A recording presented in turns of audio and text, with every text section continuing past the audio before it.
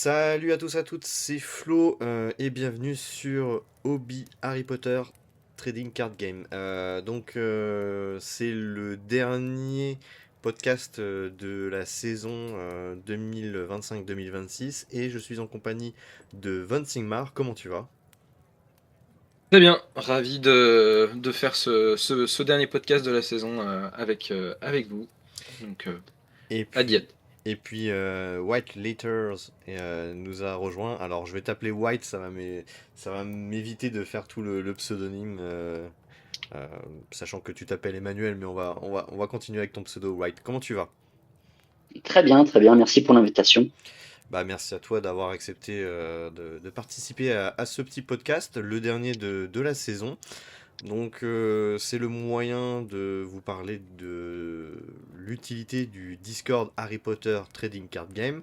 Je pense que Von Sigmar, tu peux nous faire la petite promo du Discord, à quoi il sert, qu'est-ce qu'on y retrouve, etc. Et puis si tu veux compléter, White, n'hésite pas à rajouter des détails. Yes, bah écoutez, sur le Discord, pardon, Harry Potter France, on trouve de tout, des joueurs, des collectionneurs. On a donc des coins pour les achats, ventes. On a des coins pour partager quelques anecdotes sur le jeu, sur la collection elle-même. Des sections pour parler stratégie, deck building, évidemment de quoi jouer, que ce soit pendant ou hors tournoi. On a des occasions de se retrouver pour une foire aux cartes, on a des occasions pour également se retrouver potentiellement en IRL qui peuvent venir. On a des très beaux projets aussi de jeux en ligne qui sont en cours de construction.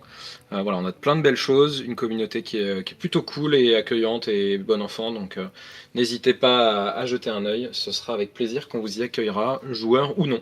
D'ailleurs, le lien est dans la description de cette vidéo pour information. Des choses à compléter, White? Non, c'est un Discord très sympa, c'est un endroit plein de ressources, et puis on y accueille très bien les nouveaux arrivants, je vous conseille d'aller y faire un tour. Hmm. Surtout que Oh, le... Vas-y, excuse-moi, Von Sigmar. j'allais dire exception faite peut-être des Serpentards, mais bon, vous aurez quelques alliés pour vous faire passer malgré tout un bon moment. On salue nos amis des Serpentards. Alors d'ailleurs, voilà, il n'y a pas de Serpentard ce soir, hein, et d'ailleurs, Ni de Serdaigle. de Serdaigle non plus. Effectivement. D'habitude, on a plus ou moins à peu près tout le monde. Ou il manque une maison. Là, c'est vrai que là, ça a été dépeuplé pour ce dernier podcast. Mais bon, je pense que c'est la saison. Il fait beau, il fait chaud, donc les gens ont peut-être envie aussi de profiter. Et c'est normal, c'est les vacances pour certaines personnes. Je voulais juste préciser que l'objectif aussi de ce Discord, c'est de pouvoir faire des animations comme ce genre de tournoi qu'on a pu faire, le tournoi de fin d'année.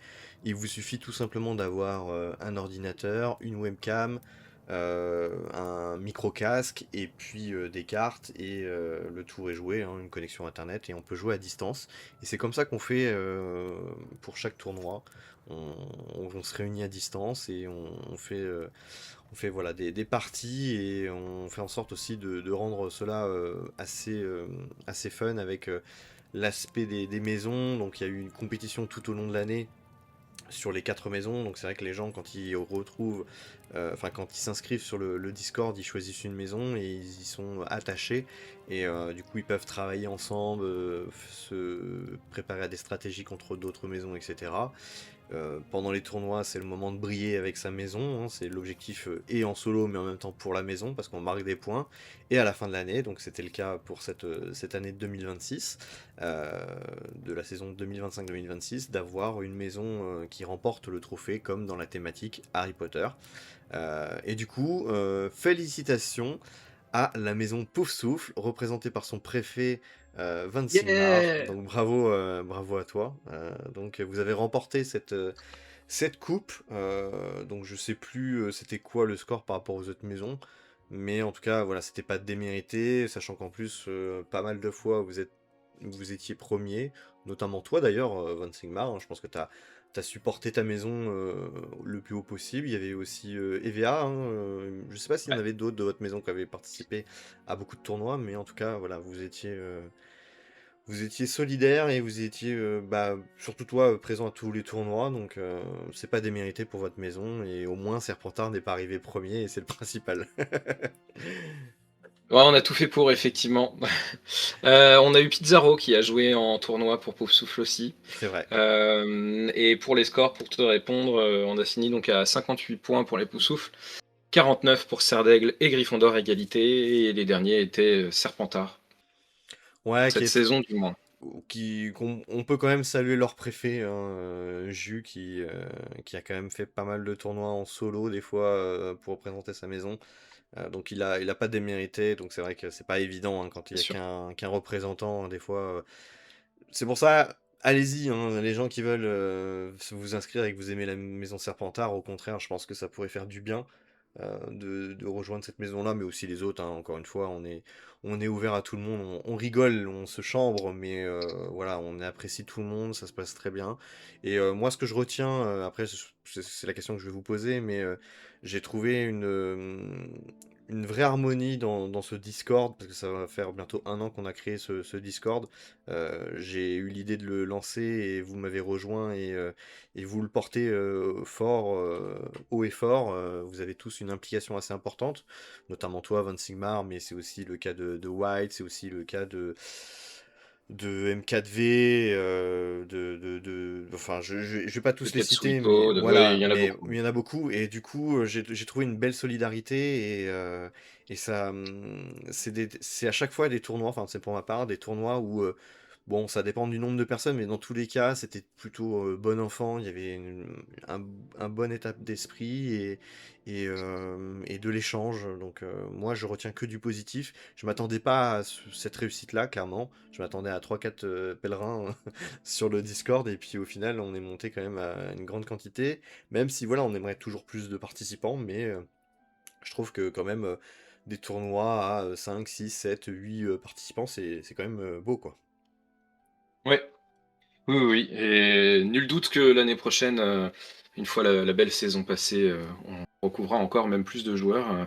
J'ai bon espoir. Et oui, la dynamique est plutôt positive, effectivement. Donc, c'est très agréable. Mm. Et toi, White, qu'est-ce que tu en as pensé? Est-ce que tu as participé à tous les tournois? Et s- Alors, je n'ai pas participé à tous les tournois, malheureusement, mais je Mhm. crois que j'ai dû n'en manquer que un seul au cours de l'année. Donc, Ouais. voilà, je me félicite de ma constance. Et non, non, trêve de plaisanterie, non, c'est vraiment le Discord, c'est vraiment un endroit où on a un bel état d'esprit, plutôt un état d'esprit de complétion plutôt que de compétition, même si on aime bien se chambrer entre maisons. Mais voilà, non, très très sympa. Et puis bah voilà, des rendez-vous réguliers, donc ça c'est bien aussi pour l'assiduité. Mhm. Voilà, et puis format tournoi amène une dynamique et un rythme sans que ce soit non plus trop oppressant ni engageant. Mais c'est très sympa d'avoir un endroit pour se réunir. Ouais. Alors, on va parler un petit peu des différentes thématiques qu'on a eues tout au long de la saison. D'ailleurs, vous allez pouvoir dire celui qui vous a le plus marqué. On a fait en sorte de faire des tournois qui ne soient pas que des tournois ordinaires, c'est-à-dire des decks sans thématique ou sans format spécifique. On avait commencé par le tournoi d'Halloween, donc c'était au mois d'octobre. On a fait le tournoi d'Halloween, donc c'était un format classique, je Oui. crois, de mémoire. Ensuite, Il le sera peut-être. Il le sera peut-être pas l'année prochaine, mais effectivement, c'était notre premier tournoi, donc on avait fait un tournoi classique à Halloween, effectivement. c'est ça, ouais. Ensuite, on a vu le tournoi de Noël. Donc là, c'était le format Secret Santa, donc choix du personnage principal parmi un tirage de 3 personnages avant le tournoi. Donc ça, c'était pour la période de Noël. Donc on l'avait fait le 15 décembre de mémoire. Après, on avait fait le tournoi de la Saint-Valentin, donc le premier tournoi en 2026. Lui, c'est le format Cupidon, choix possible d'un couple officiel de la saga en guise de personnages principaux.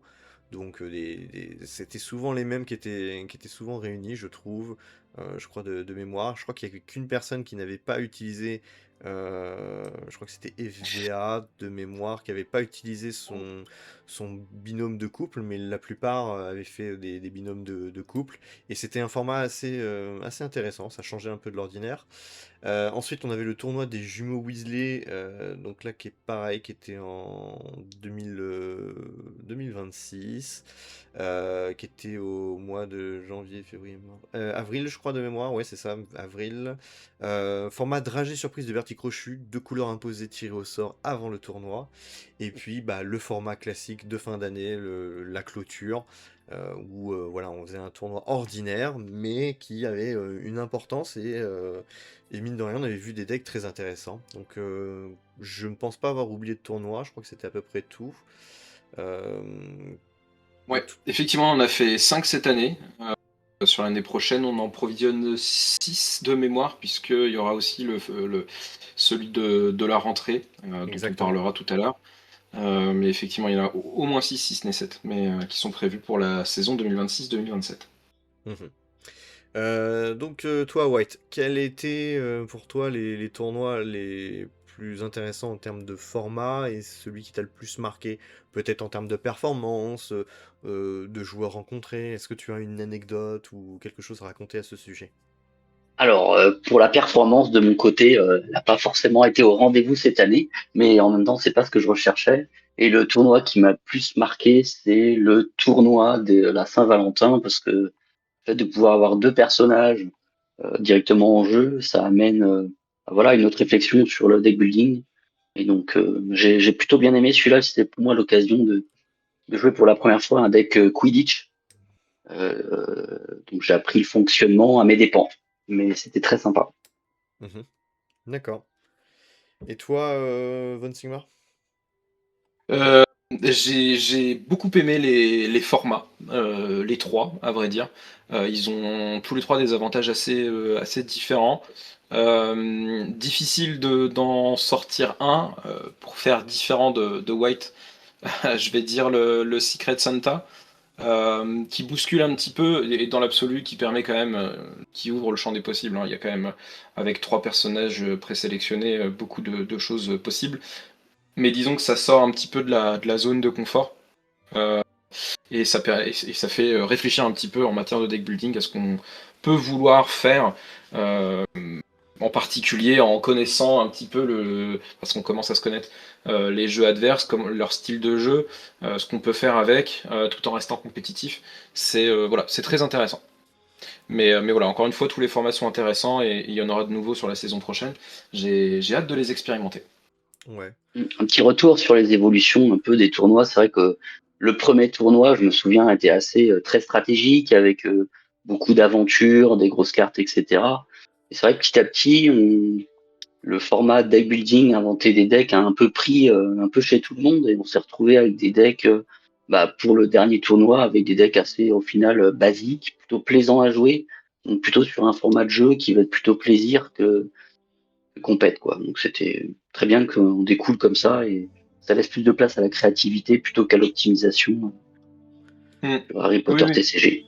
Oui, ça nous permet de sortir un petit peu de la méta. C'est vrai que si tu restes dans le format classique, le problème est que les joueurs vont se tourner assez vite vers ce qui marche.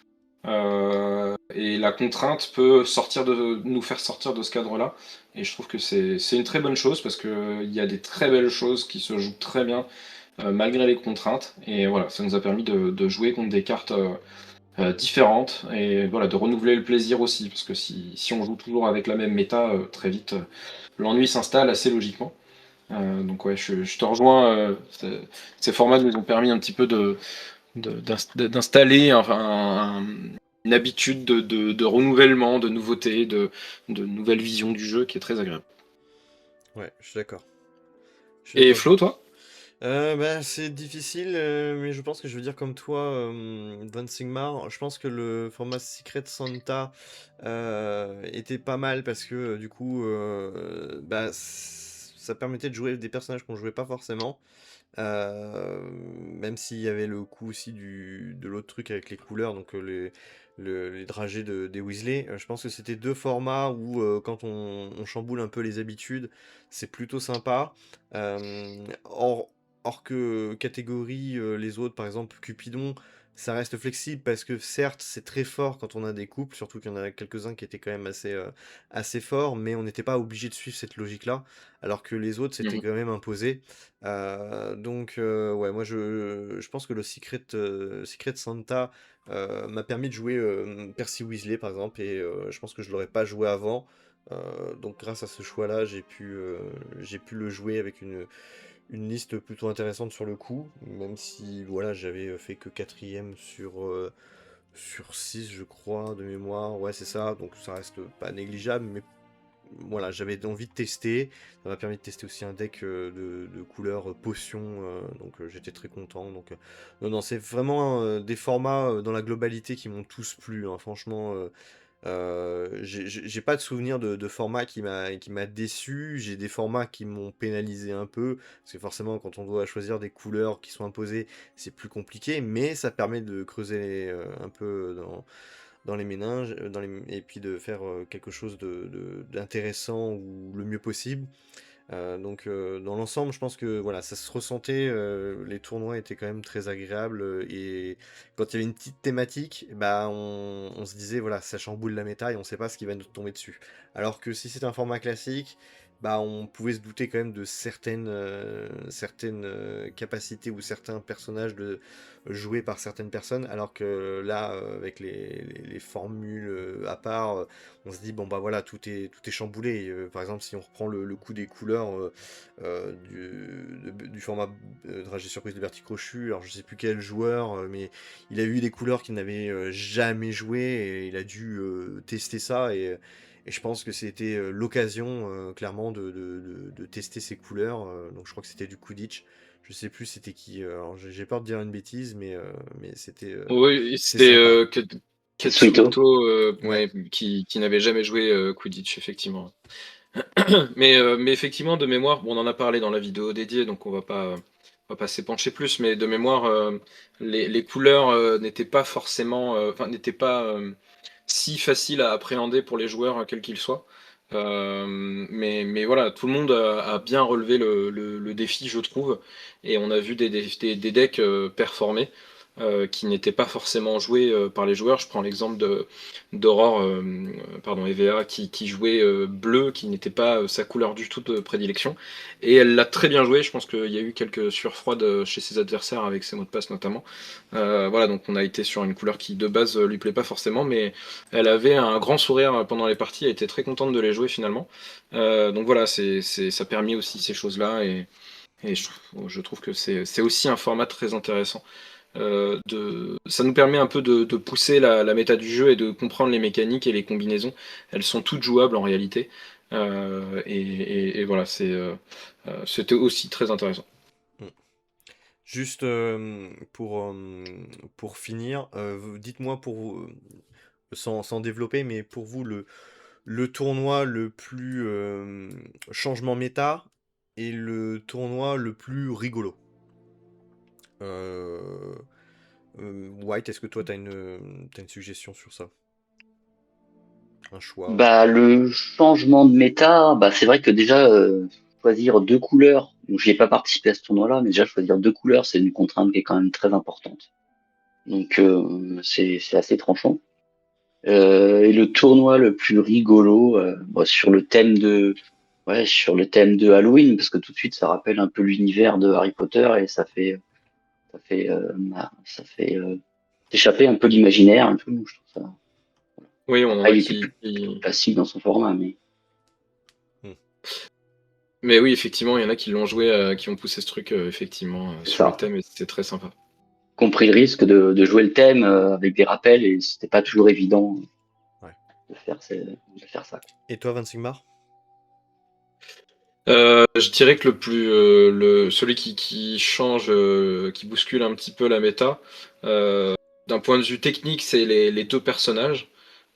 J'ai trouvé ça hyper intéressant. Le format Cupidon? Euh, Ouais, je te rejoins complètement. C'était le jour et la nuit, je trouve. Ça chamboulait complètement la méta et ça rendait des combinaisons super fortes, je trouve. ouais, ouais, ouais, complètement. Euh, Moi, j'ai arrêté mon choix, par exemple, sur Anna et Neville, et en fait, c'est typiquement un Neville Londuba, je l'aurais jamais choisi en personnage principal, et il est très compliqué de le choisir en personnage secondaire, mais le fait de l'avoir sur le board en plus d'un personnage principal, c'est vraiment pas rien, ça apporte un truc vraiment important dans le jeu, je trouve. Mais c'était le cas avec d'autres combinaisons, typiquement le Angelina et Fred, qui font que on a tout de suite un double jeu qui s'installe dès le début, qui est très intéressant. Mais c'est pareil avec Ron et Hermione. Enfin, il y en avait d'autres qui n'ont pas été joués, hein. Le Harry Ginny aussi offre de belles perspectives. Euh, je trouve que c'est celui qui bouscule le plus la méta, enfin qui fait réviser un petit peu l'approche du jeu. Je suis d'accord. Voilà. Mais voilà, il y aura peut-être aussi, vous le verrez, d'autres occasions de bousculer un peu la méta sur la saison prochaine avec d'autres formats. Et puis le plus rigolo, je dirais, alors ça, c'est un grand mot bien sûr, hein, je dirais sûrement le Secret Santa parce que on a des personnages qui sont un peu sortis du placard aussi, potentiellement grâce à ce format-là. Et c'est hyper intéressant. Tu parlais de Percy par exemple tout à l'heure. Quand on le prend tel quel, en fait, on n'a pas forcément, enfin, ça saute pas aux yeux qu'il y a un vrai potentiel. Mais moi, j'ai pris plaisir à regarder les matchs que tu faisais et à compter les dégâts que tu avais grâce à Percy. Et on avait calculé, je crois, mais ça allait entre 8 et 12 dégâts. Et en Ouais. fait, sur une partie, c'était pas rien du tout, 8 à 12 dégâts. Sans compter que ça perturbe un petit peu le plan de jeu adverse, il se pose la question de ah oui, mais attends, si je joue ça, je vais prendre un dégât, donc je vais peut-être pas le faire. Donc il y a aussi cette matière-là. Et donc en fait, c'est des choses qu'on considère pas forcément quand on voit la carte, même si on a joué avec, on a joué vite fait. Mais quand on te l'impose quelque part, alors tu avais deux autres choix, mais c'est le choix que tu avais fait, ben, quelque part tu construis vraiment avec, donc un jeu plus lent par exemple, plus long, voilà, et tu structures un petit peu plus et tu apprécies plus le potentiel quand tu essaies de t'appuyer sur ses forces. Et donc, ouais, j'ai trouvé ça plus intéressant, plus rigolo en cela que bah, on avait tous des personnages très différents. Et ça c'est plutôt cool parce que ça a un côté un peu plus fluff entre guillemets de porter vraiment son personnage et pas simplement de le prendre parce que il est trop fort. Voilà. C'est ça. Et bah, je te rejoins complètement. Tu vois, je pense que j'avais la même vision que toi, donc je vais pas m'étendre sur ce sujet-là, mais non, c'était vraiment deux formats pour moi qui m'ont le plus plu. Et qui, un était complètement en chamboulement en termes de méta, hein, celui avec les couples, et puis celui où c'était drôle d'avoir voilà, un personnage. On s'est dit pourvu que je tombe sur un bon personnage, et puis au final on se dit bon, on va peut-être faire quelque chose avec celui-là, et puis on s'en sort pas trop mal. On construit autour, donc ça change, donc c'est sympa. Ok, donc là c'est fini pour la partie nostalgie, hein. Maintenant on va se concentrer sur ce qui s'est passé sur le dernier tournoi. Le dernier tournoi donc, pour la fin d'année, hein, le tournoi en format classique. Donc on n'a pas voulu faire justement de tournoi à thématique parce qu'il y avait des points de maison à aller chercher. Donc on a essayé de motiver les gens de chacun de nos maisons à jouer le jeu. Donc on avait espoir de faire un tournoi à 10 joueurs. Finalement, on est 12, arrivé à 12, je crois. 12, je crois. Bon, Ouais, ouais. au moins le cap des 10. Moi, je m'étais fixé, moi, pour ma part. Malheureusement, on n'en a eu que 5. Il y a eu une vague de personnes voilà, qui avaient des empêchements, donc tout divers et variés, hein. Après, ça peut se comprendre, hein. Il y a voilà, des On a eu un obligations petit peu de parfois. tout. Ouais, ouais, mais voilà, s'il y a eu pas mal de concours de circonstances, je pense qu'il y a eu beaucoup de bonne volonté, mais d'imprévus, voilà, de gens qui voulaient sincèrement participer, mais qui ne pouvaient pas pour X raisons. On n'a pas eu trop de chance, mais bon, c'est vrai que on retiendra aussi sur la saison prochaine que avec l'arrivée des beaux jours, c'est aussi plus compliqué, voilà. Mais on a eu des oublis Oui. sincères. Il y en a eu, voilà, un petit peu de tout. Donc, Après, si je peux ajouter, ça, c'est aussi inhérent au format du tournoi où on se donne tous rendez-vous sur un créneau horaire, un jour précis. C'est vrai que si on avait choisi, par exemple, d'avoir le temps qu'on veut pour organiser nos 3 rondes, et peut-être qu'on aurait peut-être pu avoir plus de participation puisque chacun ça excluait les aléas de planning de chacun, quoi. bah, en fait, c'est Mais là la complexité. C'est soit on fait un tournoi sur, euh, par exemple, un trimestre, et là, du coup, on s'organise et on a plus de timing, mais il faut que les gens puissent durer. Ça, c'est autre chose parce que des fois, oui, oui, je suis motivé, et puis les 2-3 premiers jours, c'est bon, et puis après, les gens s'en vont et bah non, j'ai plus le temps. Ça peut arriver, mais je pense que c'est le format peut-être qui est le plus adapté pour attirer le plus de monde. Par contre, des tournois sur un jour J, l'avantage c'est que voilà, quand tu es sur le tournoi, tu sais que si tu es disponible ce jour-là, bah t'es sûr d'aller jusqu'au bout du tournoi, alors que les autres, ça peut être parfois un peu plus compliqué. Il suffit qu'il y ait un déménagement, un problème professionnel ou familial, et puis ça peut chambouler un peu les plannings de certains. Donc c'est pas facile, hein. Là, l'avantage c'est que en termes d'organisation, un tournoi comme on a eu le format classique, on l'a fait le 18-06, on se dit c'est cette date-là. Voilà, en termes d'organisation, c'est carré, et bon bah c'est juste les désistements. Alors que si c'est les joueurs qui doivent se convenir de date, ça fonctionne pas toujours entre des joueurs, donc des fois ça peut être compliqué. À voir, c'est à tester, Mais on sait pas. mais oui, ça fait partie des discussions qu'on a effectivement, Emmanuel, plutôt sur un format ligue, qui courrait le long de l'année, s'inscrirait, mais c'est encore en discussion, mais c'est quelque chose qu'on pourrait faire. Effectivement, Mm. plutôt format ligue, c'est-à-dire, bah, tout joueur peut s'inscrire à la ligue de l'année, il a X temps pour s'inscrire, et derrière, tu peux avoir 15 jours pour faire ton match. Et puis ça permet en fait, dans l'absolu, que chacun puisse jouer contre tous les autres, au rythme où il l'entend, tant qu'à la fin de l'année, bah, voilà, on compte les points et on voit qui a gagné la ligue. Donc plutôt sur un format très long terme, entre guillemets plus à la cool. Mais là, l'intérêt d'un tournoi, effectivement, c'est plutôt de cadencer l'année, d'aller chercher des formats différents, et puis d'avoir vraiment cette progression aussi. On l'a vu d'un tournoi à l'autre, euh, les mois et demi à peu près. On a voilà, des joueurs qui sont montés en puissance et qui s'adaptent aussi au jeu adverse. Et c'est vrai que cette espèce de ritualisation, ces cadencements un petit peu des tournois, permet plus facilement ça aussi.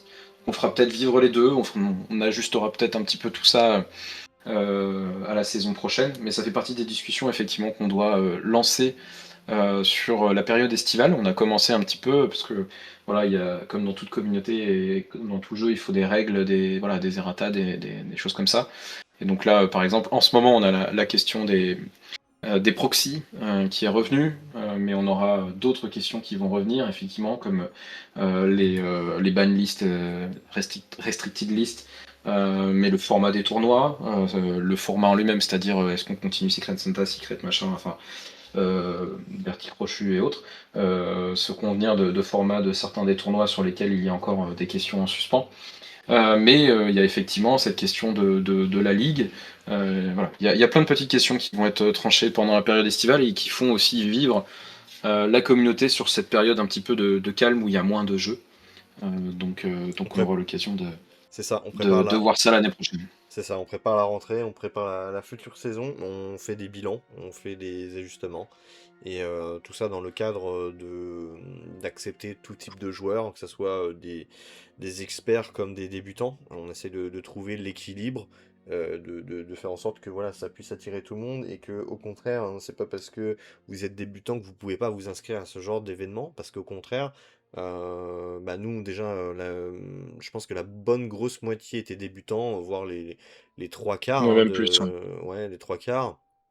Et c'était mon cas, hein, et du coup, bah voilà, hein, au fur et à mesure, on peut adapter, que ce soit le nombre de proxys, ce genre de choses, pour que les gens puissent s'intégrer à cette communauté sans forcément être asphyxiés par bah, la méta et le matériel qui peut être conséquent pour juste découvrir le jeu de base. Donc non, non, on voit tout ça, et puis on ajuste. On a déjà un bilan qui a été fait sur l'année 2025-2026, et puis on vous tiendra informé pour la rentrée des nouveautés. Donc juste un petit peu avant le tournoi, on fera sûrement une petite annonce pour expliquer un petit peu ce qui a changé, ce qui n'a pas changé, ça peut être l'occasion. Donc voilà, donc au niveau des listes, donc du coup on avait 5 participants, on avait dans le désordre, donc il y avait moi, il y avait Van Sigmar, il y avait toi White, il y avait M4V et il y avait Meu. Donc on va commencer par le dernier, donc surprenant parce que d'habitude il nous a jamais fait une cinquième place, c'est notre ami M4V, de mémoire je crois qu'il n'a jamais fait de cinquième place. Donc voilà, il était sur une liste avec un personnage principal de Hermione Granger.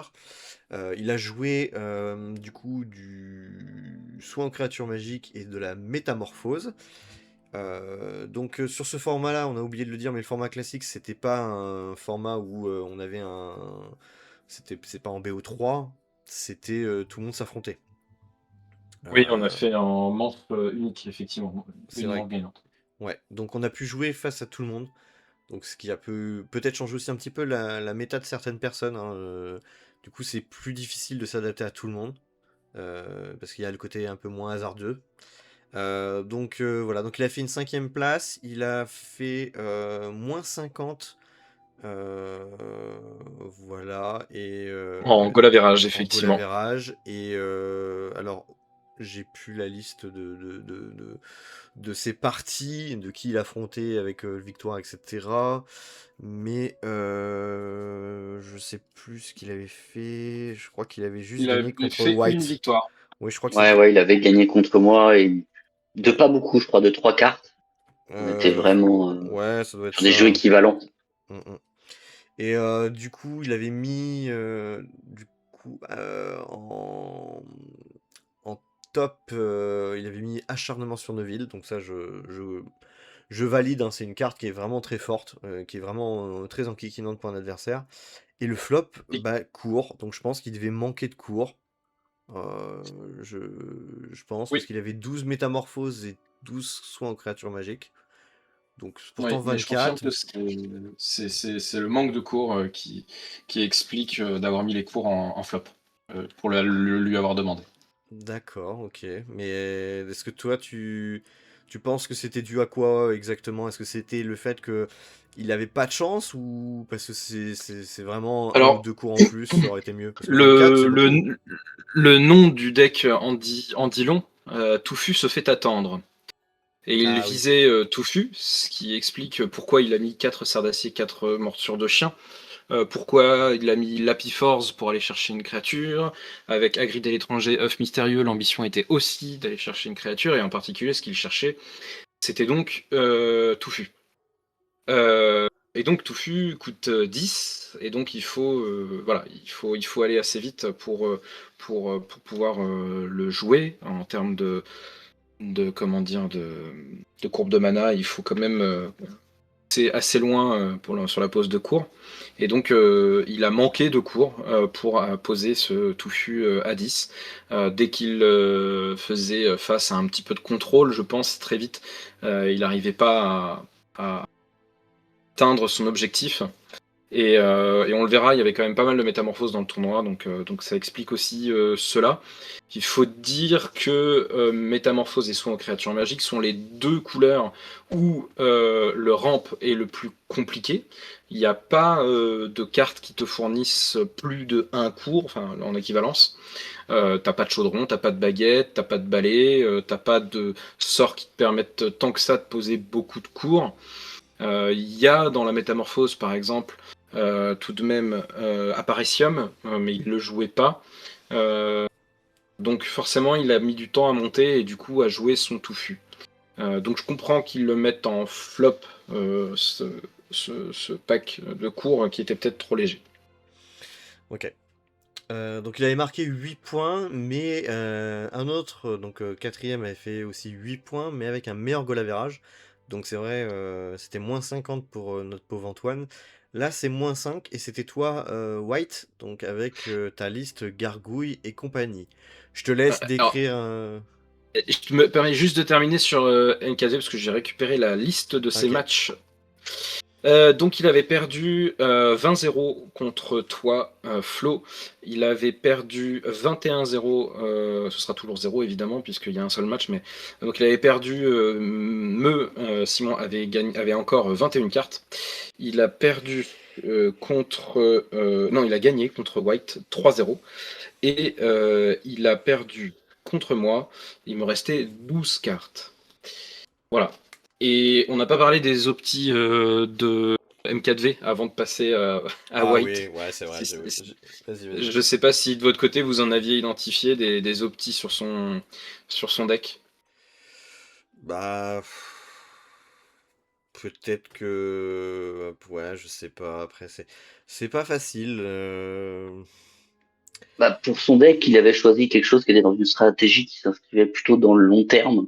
Et effectivement, les jets qui étaient plus rapides ou qui avaient plus de, qui lui saquaient ses cours, je pense que ça lui a été fatal. Et des optis, bah ouais, c'est toujours peut-être penser double stratégie. Voilà, une plutôt court terme et une moyen terme pour arriver quand même à faire la différence au niveau timing. C'est peut-être ça qui lui a manqué. Bah, disons Ouais, que le problème. trop monomaniaque. Bah, disons qu'en fait, sa stratégie était seulement sur une seule carte. Enfin, je veux dire, l'objectif c'était d'avoir Touffu. Et du coup, il avait pas de plan B dans sa liste. Et comme tu disais, c'est vrai que. Bah, alerte spoiler, mais on avait quand même 4 listes sur 5 qui avaient de la métamorphose. Donc ça devient vite compliqué pour lui. Je pense que même si voilà, ça s'est peut-être joué à pas grand-chose pour deux trois parties, mais dans la globalité, il a quand même vachement souffert du fait qu'on pouvait contrôler, l'empêcher. Genre, typiquement, des acharnements sur Neville l'empêcher d'avancer. Lui, il avait besoin d'avancer pour avoir Touffu, et comme tu disais, il n'y a rien pour ramper d'aussi optimal. Donc, je pense pas que le choix optimal aurait été justement la métamorphose avec son optique de jouer Touffu. Il aurait fallu un truc où il monte plus vite. Donc que ce soit peut-être potion ou enchantement, je sais pas, mais bah, après c'est mon Bah, avis, hein. pour avoir joué ce rush touffu sur un tournoi, j'avais fait une belle perf avec un deck similaire, mais effectivement enchantement, où je m'avais basé plutôt sur le marchand de baguettes magiques. Et je pense que c'est effectivement une meilleure entre guillemets solution, sans compter que les cartes de recherche sont au moins aussi bonnes sur enchantement, voire meilleures, notamment avec le dîner de Halloween. Donc oui, je pense que il y avait de meilleures optiques peut-être avec enchantement. Mais comme le disait Emmanuel, t'as touché juste en fait, comme t'es centré sur une seule optique de jeu, si en face t'as du contre, bah t'es complètement Contré. plat, quoi. Et là, en l'occurrence, l'une des erreurs, c'est d'avoir que 6 créatures en fait en dehors de Touffu. Donc 2 gargouilles de grès et 5 chauves-souris noires, c'est très très léger. Euh, Quand on voit qu'il a 8 cartes pour refaire du dégât, serre d'acier, morsure de chien, bah si t'atteins pas ton Touffu, c'est pas 3 cartes qui servent à rien, c'est presque 15 quoi. Enfin oui, 11 pardon. Donc c'est vrai que ça fait beaucoup. Pareil, biscuit pour chien par exemple ne sert à rien si t'as pas Touffu. Donc ça fait déjà 12 cartes inutiles si t'atteins pas ton 10, ça fait beaucoup. Et voilà, et dans les faits, tu vas pas forcément jouer du Lapiforce pour reposer une gargouille. Enfin, voilà. Donc c'est même potentiellement plus. Donc effectivement, il aurait peut-être dû diluer un petit peu plus, prendre peut-être plus de créatures déjà pour mettre la pression à l'adversaire, et que ces cartes de removal tapent plus sur ces créatures pour qu'ils puissent monter, ramper plus vite. On l'a dit, il aurait pu changer de couleur, mais voilà. Euh, En tout cas, il y a un peu d'équilibrage, je pense, dans cette optique de deck-là. Ouais. Je pense qu'il s'est retrouvé un peu en décalage par rapport à lui, ce qu'il avait choisi comme stratégie pour la victoire. Et en fait, on s'est tous retrouvés avec un deck créature le jour de ce tournoi. Donc en fait, effectivement, on s'est retrouvé face à des decks qui avaient des créatures en abondance. Et le deck créature, potentiellement, peut faire beaucoup plus de dégâts fréquemment et régulièrement qu'un autre deck. Et donc peut-être c'est ça il pensait prendre une stratégie différenciante vis-à-vis de decks qui sont plus aventure. Et en fait, il s'est retrouvé à être au banc d'une multitude de decks créatures, quoi. Yes. Du coup, quatrième position. Donc c'est toi, White. Donc tu as joué le professeur McGonagall. Donc je te laisse un Ouais. peu expliquer ton bilan du tournoi. Peut-être que Von Sigmar peut te rappeler un petit peu tes scores si tu as oublié. Non, je m'en souviens à peu près. Je vais J'ai pas je vais brillé par tester le ta nombre de mémoire victoires. Je crois que j'ai dû gagner une ou deux fois. une fois. Une fois, voilà. J'ai pas brillé par le nombre de victoires, donc ce que j'allais dire. C'est un deck, donc j'avais déjà joué Minerva McGonagall et j'avais envie pour le dernier tournoi de l'année, de jouer un peu plus chill. Néanmoins, j'avais fait l'effort de quand même retravailler bien mon deck pour le mettre un peu plus à niveau. Je pense que, grosso modo, dans les choix que j'ai faits, ça a été un peu plus tranchant et j'ai apprécié cette optimisation de ce deck. J'ai pu introduire faire le ménage dans les créatures, vraiment être plus sélectif sur les cartes métamorphoses. Et ça a plutôt, je trouve, bien fonctionné. Je pense qu'il y a au moins une partie où j'aurais pu gagner si j'avais pas fait quelques erreurs de stratégie. Mais bon, ça, c'est le jeu.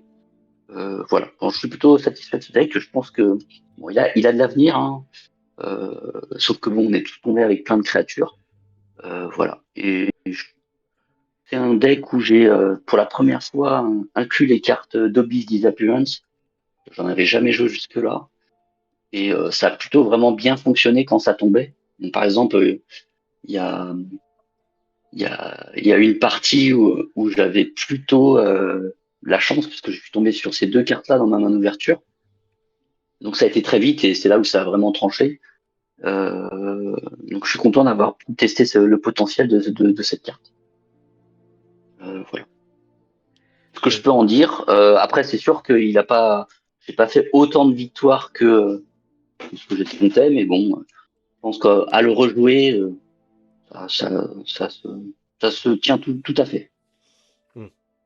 T'avais Oui, mis en... c'est vrai que c'était un contexte particulier, tu l'as dit, il y avait des cartes, enfin il y avait des créatures dans tous les decks, donc il faut aussi le tester dans une configuration où c'est pas le cas. Et donc tu disais tout à l'heure qu'il y avait une partie où ça s'est pas joué à grand chose, je peux te dire que c'était même deux, puisque contre moi il ne me restait que 5 cartes, et Ouais. contre Antoine, donc M4V, il ne lui restait que 3 cartes, on l'a dit tout à l'heure. Donc effectivement, Comme je disais, ça se joue à une erreur de jeu, à une erreur de stratégie. Je sais qu'à un moment donné, je joue l'aventure au cœur de la forêt interdite, hein, qui booste un peu mon jeu de créature. Et j'ai manqué le coup de pouvoir la poser plus tôt. Et je pense que c'est ce petit détail qui a dû faire la différence sur, voilà, comme je disais, au moins deux parties. Donc voilà. Donc c'est pour ça que je suis plutôt content de mon deck quand je saurais bien le jouer. Je pense que ça, ouais. Je pense qu'il y a encore, ouais, je suis encore à éprouver et mieux maîtriser. Et je pense que ça en fera un très bon deck. T'avais mis en flop Dragon Vert Gallois, c'est parce que tu l'as pas du tout joué ou parce que bah t'as rien fait vraiment de la partie J'ai j'ai j'ai dû jouer une fois, mais c'était pas vraiment une carte stratégique dans le deck. Ce sera plutôt une carte qui arrive en endgame pour faire la différence, pour enfoncer le clou. Et j'ai pas eu tout le temps l'occasion de la jouer. Néanmoins, j'ai prévu un jeu un, un jeu qui se veut plus rapide, poser les cartes et remporter la victoire. Donc le dragon vert gallois, il n'est pas stratégique, mais il peut rendre service quand même dans certains cas de figure. Voilà, donc je l'ai mis en flop parce que les autres cartes sont pour moi très bonnes et il n'y a pas de carte en trop. J'aurais pu mettre le bureau en cochon en flop, mais au cours de ce tournoi, il m'a quand même permis de recycler quelques cartes, de récupérer quelques cartes dans mon deck créatures. Et en fait, ça a quand même été très utile. Donc, c'est pas une mauvaise carte, Dragon Vert Gallois, mais elle m'a été objectivement moins utile que d'autres. Ok. Von Sigmar, est-ce que tu vois des améliorations pour son deck, des choses que tu aurais retirées et que tu aurais remplacées? Oui, commencez à me connaître, j'ai toujours quelque chose à dire. Ouais, c'est vrai. Euh, Moi, je trouve que tes Rubeus Hagrid étaient pas les plus indiqués. Parce que, alors, sauf à ce que l'adversaire ne joue pas de créature, mais là on l'a vu, c'était pas le cas malheureusement. Euh, il ne t'est utile que pour le renard rusé et éventuellement le dragon vert gallois, mais comme tu l'as dit, tu le touchais pas souvent et c'est normal puisque tu en avais qu'un. Mais du coup, tes Hagrid te coûtent quand même deux actions, faut les piocher, faut les poser, faut que tu aies un renard rusé en jeu, donc ça fait beaucoup de conditions. je doute que le Rubius Hagrid ait été très utile dans ce deck-là. Évidemment, dans un tournoi où tu serais le seul à jouer créature, alors tes gargouilles de marbre, tes gargouilles de grès, se seraient activées à plus de 3 et donc activer Rubius Hagrid. Mais là, c'était pas le cas, donc effectivement, c'était au moins une carte du coup discutable et qui aurait pu être opti, on va dire plus opti. Ouais. Même Alors remarque sur moi les. Vas-y. pardon. Ouais, j'avais plutôt. Alors c'est pour ça que je complète du Au cœur de la forêt interdite qui inflige un mauvais sort de plus. Et mes créatures qui font 2 mauvais sorts font du coup 3. Et du Oui, coup, ça enclenche la condition.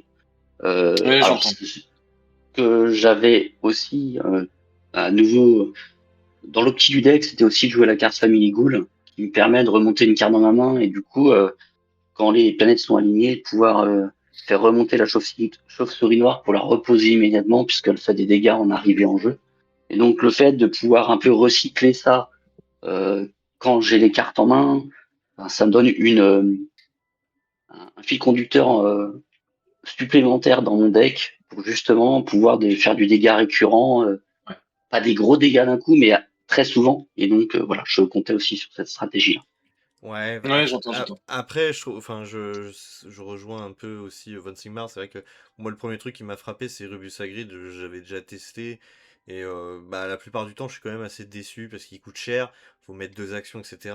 Au cœur de la forêt, c'est pareil, il faut mettre 2 actions pour pouvoir le poser. Et c'est que derrière, en face, bah, t'as quand même pas mal de choses pour contrer ça. Donc ça te demande quand même 4 actions pour faire ta combo. En plus, mettre ce qu'il faut en termes de créatures en face, ça peut devenir compliqué. Enfin, je veux dire, beaucoup Mm. ont joué Acharnement sur Neuville, donc c'est facile de déblayer un petit peu le terrain. Professeur McGonagall, bah voilà, une aventure, ça. Enfin, là, c'est pas une Ouais. aventure, c'est un lieu, mais bon, c'est vrai qu'il y avait suffisamment de cartes qui permet justement on Mm. va dire, de bloquer.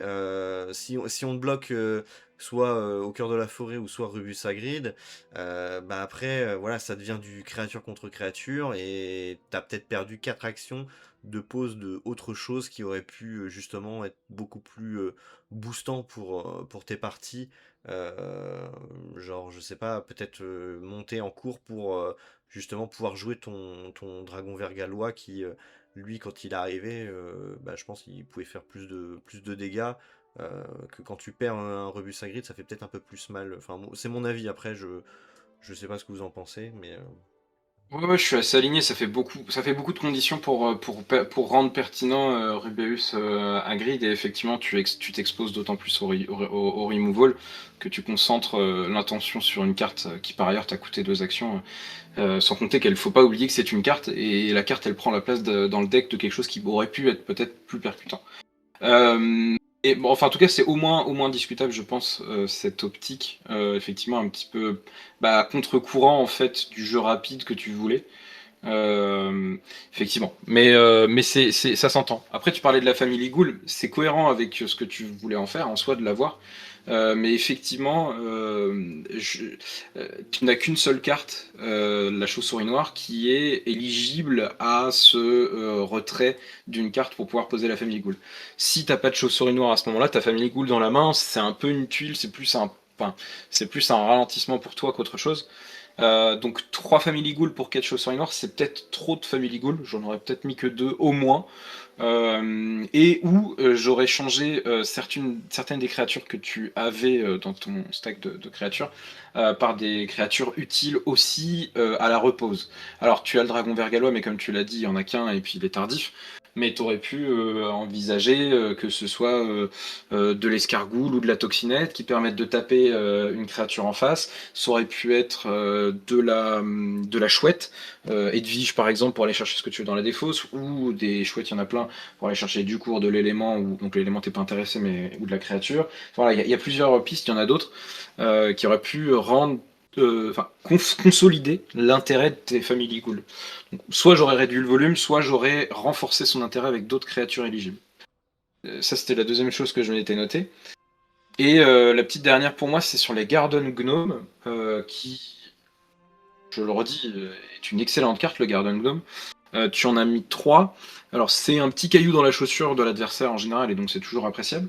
Mais je trouve que ce petit caillou dans la chaussure, il faut souvent en faire quelque chose, enfin, pour accentuer son intérêt, selon moi, euh, il faut avoir des cartes qui la complètent, qui vont bien avec, qui embarrassent encore plus l'adversaire. Par exemple, dans tes couleurs, tu prends Scout sur COS, qui est une carte qui fait que l'adversaire défausse soit la carte de ton choix, soit 4 cartes de sa main. Et bah, elle combote bien avec Guardian Dome, puisque Guardian Dome fait qu'il a peu de cartes dans sa main sur le long cours. Ou des aventures, évidemment, comme des lettres de nulle part, ou Cat Private Drive, qui font que voilà, il doit défausser X cartes de sa main. Si tu combattes avec les Garden Dome, ils sont parfaits. Mais là, ils sont très seuls parce qu'en fait, tu n'as rien d'autre qui embête la main adverse, et donc c'est souvent pas assez pour réellement l'embêter. Parce que souvent dans une partie, tu vas te retrouver avec des cartes dont tu n'as pas l'utilité. Parce que tu vois que l'adversaire, par exemple, joue pas de sort, et puis toi, tu as des aventures anti-sort. Ou alors tu as déjà beaucoup de cours en jeu, et l'adversaire te joue ça, et tu vas juste défausser tes cartes de la main. Donc ça peut être utile, hein, je dis pas, hein, mais c'est un petit peu au petit bonheur la chance. Et si tu optimises pas plus tes Garden Gnome, disons qu'il y a peut-être mieux à jouer par rapport notamment à ce qu'on a dit précédemment, mais plus basiquement que ce soit comment dire du removal, accentuer ton removal, ou effectivement avoir plus de cartes qui font du 3 dégâts façon renard rusé, hein, le Slithering Serpent par exemple. Voilà, on l'a dit, des cartes qui font des effets à la pause pour optimiser ta Family Ghoul, etc., etc. Mais je pense qu'il y a 2-3 petites optiques que tu peux aller chercher sur ces 3 cartes-là au moins dans ton deck. Ok. Ouais, c'est noté. Du coup, on va passer à la troisième position. Donc, c'était moi, avec 10 points et moins 7 au goal average. Donc, je jouais Professeur McGonagall et soit en créature magique, métamorphose. Alors, j'ai plus l'ensemble des parties en tête, hein, des Je peux victoires. te les donner si tu veux. Bah, vas-y. Tu as 2 victoires, tu as battu donc M4V avec 20 cartes qui te restaient. Tu as perdu contre donc Simon et moi. Donc tu as perdu. Meu avait encore 43 cartes et moi j'en avais 16. Et tu as gagné ton dernier match face à Emmanuel, donc en le battant avec encore 32 cartes dans ton deck. Ouais, c'était soit tout ou rien en fait. Dans les parties, c'est soit il me restait plus beaucoup de cartes, soit il me restait extrêmement beaucoup. Il n'y avait pas trop de juste milieu, je trouve, sur cet événement de tournoi au format classique. J'étais content parce que c'était une première fois que je jouais vraiment Métamorphose en tournoi. J'avais déjà fait quelques entraînements du coup au dernier qu'on avait fait durant le. Je sais plus si c'était le mois de juin ou avril, enfin je sais plus. Ou le mois de mai, enfin bref. Donc j'avais fait un petit peu 2-3 entraînements avec au moins 2 je crois de métamorphose. Et du coup je suis pas mécontent parce qu'au final ça me ça se maîtrise bien je trouve. Pourtant c'était pas la couleur de base sur laquelle j'aurais voulu me lancer. Donc je l'ai fait et j'en suis plutôt content. Je pense qu'il y a vraiment des ajustements à faire encore une fois, mais il y avait des cartes qui sont excellentes, hein. Je pense que ce qui m'a beaucoup aidé, c'est l'acharnement sur Neville pour les plans adverses, essayer de retirer des cartes qui sont essentielles, comme on a dit tout à l'heure, par exemple pour construire un objectif de jeu, bah, typiquement comme je crois touffu, bah, ce genre de choses, bah, si on derrière d'entrée on commence à couper l'herbe sous le pied, bah, l'herbe elle a du mal à repousser. Donc ça c'est très bien. Donc j'ai su alterner entre les créatures et puis les petits coups grâce à la métamorphose de petits coups bas. Donc non, non, dans l'ensemble, je suis plutôt content. C'est vrai que j'ai mis Professeur McGonagall en top, parce que c'est vrai que ça aide vachement quand même de casser les aventures adverses. Je crois que je sais plus c'est lequel, mais qui avait une aventure et qui s'est dit ça sert à rien que je joue, je sais que tu vas me la péter. Donc autant jouer autre chose, changer de plan. Mais ça aurait pu être aussi Acharnement sur Neuville parce que j'aime beaucoup cette carte. Je trouve que elle est extrêmement intéressante et elle enquiquine bien l'adversaire. Après, voilà, j'ai forcément pas assez de certaines créatures. Je pense que j'ai des chouettes, j'en ai trop. J'aurais dû mettre plus de chauves-souris, mais j'en avais pas assez. Donc j'en avais qu'une seule en stock. Je pense que j'en aurais joué 4, ça aurait été plus intéressant. J'aurais peut-être fait des ajustements, peut-être pas forcément mettre des cartes aussi très élevées, hein. C'est vrai que j'ai mis une licorne, elle m'a un petit peu servi, mais bon, c'est un peu cher payé pour la jouer. Pareil pour le troll des montagnes. J'ai dû jouer 2 fois, je crois, en tout, mais bon, c'est pas. Puis ça se fait péter facilement quand même avec certaines cartes. Donc bon, au final, il y a des ajustements, mais je trouve que je m'en suis pas trop mal sorti avec une couleur que je maîtrisais pas du tout, le rouge. Et je trouvais que sur le coup, bah, j'ai réussi à faire des performances pas dégueulasses.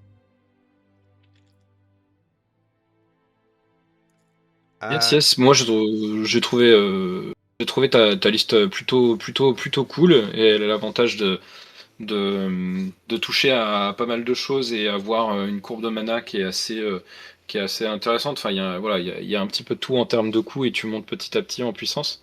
Mais je pense qu'effectivement, t'allais pas souvent sur le 7-8 pour la robe en porc-épic et le troll des montagnes. Et où, quand ils arrivaient peut-être un peu trop tard. Je pense que la robe en porc-épic sur ce tournoi aurait pu être vraiment très très très très forte. Parce que la plupart des créatures qui ont été jouées sur ce tournoi n'avaient que 1 PV, donc ça sautait à chaque tour. Mais je pense que t'as pas eu trop l'occasion. Hum, mais voilà, après, il y a deux trois petites cartes. Je suis pas sûr de leur utilité, comme marche escamotable, un petit peu comme je disais tout à l'heure sur le deck de White. Euh, Jouer tout seul, elle a pas forcément enfin, pas assez de sens, entre guillemets, pas assez d'impact. Euh, mais voilà, Plume d'Oie en gribouillis, 4 ça me semble beaucoup. Preuve en est, il n'y avait pas beaucoup d'éléments quand même sur ce tournoi-là. Euh, et je sais pas si tu l'as joué, Duel à minuit. Euh, je sais plus. Peut-être une fois, sinon c'était surtout 4 private drive. ouais. Mais ouais, je suis pas non plus, enfin, si sûr que ça a été utile. En tout cas, elle est pas combotée, donc seule, je pense qu'elle est un peu légère. Enfin, voilà, elle tombe un petit peu à plat. Elle a dû tomber un petit peu à plat, je pense. Mais voilà. Mais c'est sinon, oui, pas plus de commentaires que ça. Je trouve que oui, en tout cas pour avoir joué face à toi aussi, c'était aussi serré. Mais de toute façon, tous les decks avaient du niveau, je trouve, hein, globalement sur ce tournoi. Ça reste des petites optimisations de ci, de là. Exactement. Voilà. Pareil, un Carciforce. Bah, là, on a joué beaucoup de créatures, donc finalement, c'était assez utile, je pense. Mais c'était peut-être un peu léger en termes d'options de jeu, surtout qu'il fallait monter à 6 pour la jouer. Je Ouais. sais pas si elle t'a été si salvatrice que ça. Non, parce que du coup, derrière, bah, je pense que ce qui se passait, c'est que quand il y avait beaucoup d'acharnement sur Neuville, sur moi, je préférais péter mes cours que péter des cartes importantes en jeu. Donc au final, ouais, c'est vrai que c'était plutôt rare quand je montais, ça arrivait, mais les 3 quarts du temps, je pense que je dépassais pas les 6, hein, Hmm. heureusement qu'il y avait McGonagall quand même dans le lot, mais c'est vrai que, comme tu disais, c'est que je cherchais des choses pour essayer de ramper un petit peu, et c'est pas évident avec ces 2 couleurs-là, voilà, Ouais. j'ai pas eu de difficulté, j'ai eu des moments où j'avais pas assez de cours, comme tout le monde, hein, forcément quand tu mélanges mal ton deck, mais c'était pas le ressenti premier.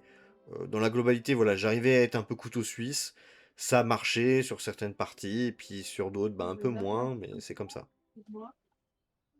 Ça aurait pu être intéressant, je pense, de jouer le petit duc maculé, justement pour avoir plus de garanties sur les cours. Mais c'était le cas d'ailleurs chez Antoine, qui avait terriblement besoin de cours pour jouer son touffu. Je pense qu'effectivement, il est pas à négliger, quoi, le petit duc maculé. Retrouver des cours, ça t'aurait été utile à toi, mais ça vous aurait été utile, Mhm. je pense, globalement à tous, vu qu'on a tous fait face à pas mal de contrôles. Voilà. Mais c'est une piste aussi, justement, pour aider à ce ramp. Yes. On passe à la deuxième place, donc Meu, qui a 10 points, donc qui est à plus 15, donc voilà, qui a cette deuxième place, avec pas beaucoup de cartes au final, hein, enfin je veux dire, quand tu vois de différence de cartes, la liste est plutôt courte en beaucoup d'exemplaires. Donc Professeur McGonagall, donc il y avait de la métamorphose et de la créature. Encore. Encore, et avec quand même deux personnages. Il s'est calmé sur les personnages. Ginny Weasley et Peeves. Voilà. Mhm. Donc d'habitude, je crois que sur les derniers tournois, il jouait des personnages à gogo, je crois, de mémoire. Oui, quasi exclusivement du personnage, effectivement, Voilà. la, Donc là, la plupart du temps. il s'est un peu calmé et bizarrement, il est arrivé deuxième. Donc bravo à lui. Enfin, il avait déjà gagné. Oui, je crois que oui, c'est ça. La Saint-Valentin, il avait été premier avec full personnage pratiquement. Donc Hmm. bravo pour sa deuxième place parce que franchement, c'est pas démérité. J'ai essayé de le talonner, mais bon, ça devenait compliqué. Donc il avait fait quoi comme score? Euh, donc il a fait 2 victoires sur 4 matchs, comme toi. Mais c'est effectivement au goal average que vous êtes départagé, plus 15 pour lui, moins 7 pour toi. Ouais. Lui, donc, il a joué donc contre M4V. Il a gagné, il lui restait 21 cartes. Il a perdu contre White, c'est à White qu'il restait du coup 35 cartes. Il t'a battu toi, Flo, ensuite, il avait 43 cartes, donc c'est énorme. Ouais. Et ensuite, donc, il a perdu contre moi, il me restait 14 cartes. Voilà. Ouais. Bah là, ouais, c'est effectivement face à moi, là, ça faisait mal. 43.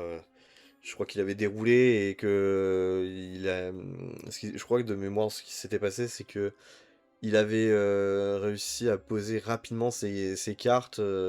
C'est lui qui avait l'initiative. Il avait posé ses cartes et ça.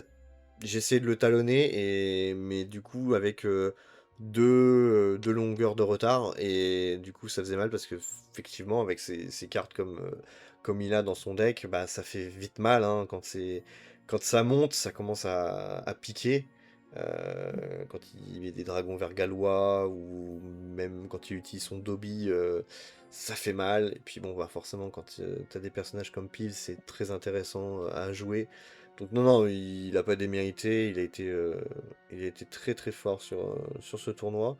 Je pense que c'est clairement la meilleure liste à mes yeux, créatures et métamorphose, enfin du moins de ce que j'en ai ressenti et de ce que j'en vois en termes d'équilibre de liste. Donc je sais pas ce que tu en penses, Van Sigmar. Bah, ou Emmanuel, peut-être, je en Ou passe la parole, peut-être parce que Alors, Emmanuel. tu t'as quand C'est même vrai. moi, battu avec 35 cartes alors restantes dans moi, ton deck. ouais, je lui ai roulé dessus, mais vraiment, Voilà, littéralement. Je l'ai empêché de 35, jouer, en ouais. fait, et tout de suite, je l'ai vraiment bloqué. Et tu vois, c'est étrange parce qu'il a gagné contre toi. Voilà. Et moi, j'ai gagné contre lui, et toi, t'as gagné contre moi. Donc, Ouais, un triangle, Ouais, ouais. va savoir où est le vrai dans les trois stratégies de deck. C'est c'est difficile bah à départager, quoi. ouais, ouais, c'est Oui, sûr. allez savoir ce qui se serait passé si on avait fait des BO3 sur chacun des matchs. Peut-être que Voilà, l'issue si, n'aurait pas été la ouais. même. Mais Donc, effectivement, il y a un peu de la question du tirage aussi, hein. je Forcément, pense qu'il quel y a eu tirage de initial. ça. Il y a eu des parties où c'est très bien sorti. Enfin, pour ma part, quoi. C'est pour ça que, bah voilà, je suis arrivé à ce score de différentiel de 35 cartes. Ouais. C'est vrai que j'ai pas laissé beaucoup l'occasion de bouger et moi j'ai déroulé mon jeu et voilà. Donc, voilà, question de hasard aussi, hein, parce qu'il y en a aussi, hein, dans Harry Potter. Donc, forcément. Bien sûr, bah un mauvais mélange, plein de choses, Et hein. puis il y a des choix aussi, hein, parce que j'imagine, je me trompe peut-être, mais que sur ta partie, toi, Hobby, tu as dû plutôt accentuer la partie, plutôt que de monter ton jeu, tu as dû jouer un peu plus contrôle, sauf que lui, il avait déjà installé beaucoup de choses et tes cartes de contrôle, il les a peut-être contrer en défaussant juste du cours, et finalement t'as pas réussi à mettre en place ton jeu quand lui était déjà monté beaucoup en cours. Il joue pas tout à fait la même chose que vous, en cela que lui, il cherche à viser a priori vraiment le 7, ce que vous faites pas du tout. Bah Et voilà, à c'est pour partir ça du que je moment trouve où que tu c'est fort. montes plus haut en cours, effectivement, t'as des cartes plus puissantes, hein, c'est logique. Scriviforce est très très fort, le Dragon Vert Gallois est très très fort, et voilà, il a aussi un truc qui est assez sous-estimé dans le jeu, plus comment dire, euh, je vais y arriver, excusez-moi, de renouvellement de sa main, donc de card advantage, d'avantage par la main, par Genie et par Peeves, utilisé au bon moment Peeves évidemment, pour refaire sa main quand lui est un peu à sec. Il avait ces armes-là que les autres trois précédents joueurs qu'on a vus n'avaient pas. C'est ça. Et c'est peut-être aussi ça qui a fait la différence, d'aller chercher du coup plus facilement ses cours, et donc plus facilement d'aller chercher le set, et donc aller chercher des grosses cartes que, encore une fois, les autres n'avaient pas. Donc je pense qu'il y a sûrement un peu de ça, qui fait qui démontre aussi que le jeu court, entre guillemets, a aussi ses limites. Et que effectivement sur du contrôle, faut peut-être pas hésiter à aller chercher voilà, un petit peu plus loin. Mais ça vaut aussi pour les créatures en général. Le Dargon Gallois est vraiment très puissant quand on arrive à faire rouler son jeu. Euh, c'est une carte voilà, qu'il faut pas sous-estimer, c'est certain. Bah, en fait, c'est ça. Je pense que la problématique de ce format qu'on a eu sur ce tournoi-là, c'est-à-dire de pas BO3, c'est qu'on n'a pas le temps de s'adapter, on sait pas ce que joue l'autre. Et du coup, on est surpris et on n'a pas le temps sur la deuxième partie d'ajuster en fait un petit peu le tir. On découvre un peu ce que jouent les autres. Et c'est vrai que quand tu joues contrôle, si t'as, si t'arrives à avoir vite le fait de pouvoir monter rapidement tes cours et pouvoir poser tes cartes dès le début, t'as quand même un gros avantage dans ce format-là sans BO3. Alors qu'en BO3, tu peux toujours t'ajuster sur la deuxième voire la troisième partie. En fait, chercher au moins une égalité pour après gagner sur la troisième partie Mm. en découvrant finalement déjà un petit peu la stratégie adverse. Mm. C'est ce que j'ai ressenti sur ce tournoi-là, c'est que justement, bah là on prend le cas de Meux, c'est que bah, il a déroulé parce qu'il avait l'avantage et que bah, une fois qu'il a déroulé, s'il a gagné, c'est fini, on peut plus le raffronter et on peut plus rajuster un peu le tir sur une deuxième partie. Donc ça a des avantages et des inconvénients. Après, peut-être que d'un format BO3, j'aurais peut-être pas fini troisième, j'aurais peut-être fini quatrième ou cinquième personnellement, je sais pas. Mais en tout cas, voilà, c'est le ressenti que j'avais sur une liste comme Meux où au final, bah voilà, moi, le seul souvenir que j'ai de la partie, c'est que il a posé les cartes plus rapidement que moi et que bah du coup, le train est passé. Et puis bah après, une fois qu'il est passé, tu le loupes et tu peux plus te rattraper même face à une deuxième partie face à lui, quoi. Donc peut-être que ça aurait été différent si j'aurais pu l'affronter sur une deuxième game. Parce que vu que tu me dis, Emmanuel White, que toi, t'avais d'entrée réussi à faire un gros score contre lui, ça aurait été intéressant de voir justement ce que ça aurait été donné sur un match retour face à la même personne. Parce que au final, on avait tous du contrôle, mais Meux avait une petite particularité dans sa liste qui était légèrement différente des autres. Ça aurait été intéressant de voir un petit peu toutes les parties en match retour face à d'autres personnes, voir ce que ça aurait pu donner. C'est là où on Ouais. n'aura pas la réponse en fait. Oui, oui, bien sûr. Bah, après, enfin, c'est pas incohérent ce triangle aussi quand tu y réfléchis, parce que Emmanuel joue un jeu très court, c'est-à-dire vraiment impactant très rapidement sur le dégât, qui est plutôt efficace contre un jeu un peu plus long comme celui qu'avait Meux. Là où toi, Obi, tu jouais un peu plus de contrôle et tu as dû tomber, comme tu l'as dit, dans le piège du contrôle, peut-être des mauvais éléments, c'est-à-dire ces premières petites créatures, alors que l'essentiel n'était pas là, c'est-à-dire le ramp et son contrôle qui prenait derrière avec les grosses cartes. Et donc c'est pas étonnant que ça se soit passé dans ce sens-là. Mais pour autant, euh, si on vous confronte tous les deux, t'as largement de quoi répondre en dégâts sur le court moyen terme flow contre White, et que tu l'aies battu d'un autre côté ne me choque pas non plus, parce que tu as l'ascendant sur le contrôle. ce que n'avait pas Emmanuel. Et en fait, arme égale, j'ai envie de dire, en termes de créatures, si White va un petit peu plus vite, tu le rattrapes dans l'escalier assez vite avec un jeu plutôt de moyen terme. Donc voilà, vous avez, pour résumer un petit peu, c'est ma perception, elle est peut-être un peu exagérée, bien sûr, je grossis le trait, mais si Emmanuel joue court, il bat le long, mais le long bat le moyen bat le court quand même. Enfin voilà, c'est un peu comme ça que Ouais, oui, je vois ce que tu veux dire. C'est un peu, enfin c'est plus serré en c'est tout le cas jeu en entre vous deux, triangle, quoi. oui, voilà, c'est pierre-feuille-ciseau, quoi. C'est un petit peu ça, ouais. J'ai Hmm, l'impression que ça donne en tout cas. yes. Euh, Après, en termes d'opti, je suis d'accord, c'est un peu plus compliqué sur la liste de Meux parce qu'elle est plus resserrée et il y a pas trop de place aux, on va dire, aux petites cartes peu utiles, on va dire. C'est assez compact et cohérent, j'ai envie de dire. Euh, un peu comme je le disais pour la marche escamotable ou duel à minuit chez toi, Flo, et comme je pouvais le dire sur le Garden Gnome et le Rubeus Hagrid un peu aussi en un soi chez White. Je trouve que la plateforme 9 3/4 chez Meux, elle est peu utile telle qu'elle, je dirais. Euh, et pas forcément très cohérente non plus avec sa volonté de monter un peu plus que les autres en cours. Je suis pas sûr qu'effectivement cette plateforme 9 3/4 ait beaucoup de place dans son deck, et c'est pas pour rien qu'il l'a mis en flop d'ailleurs, il arrivait à la même conclusion a priori. Mais ouais, elle est un peu dissonante avec son deck, je trouve. Il y avait d'autres choses à placer, assez basiquement comme rajouter plus d'acharnement sur Neville. Son deck aurait été encore plus létal, je pense. Voilà, et peut-être un peu de questionnement euh, sur Genie. Je suis pas sûr que ce soit. Même si je l'ai dit tout à l'heure, le card advantage j'ai pas à négliger et c'est peut-être ce qui a fait la différence au final.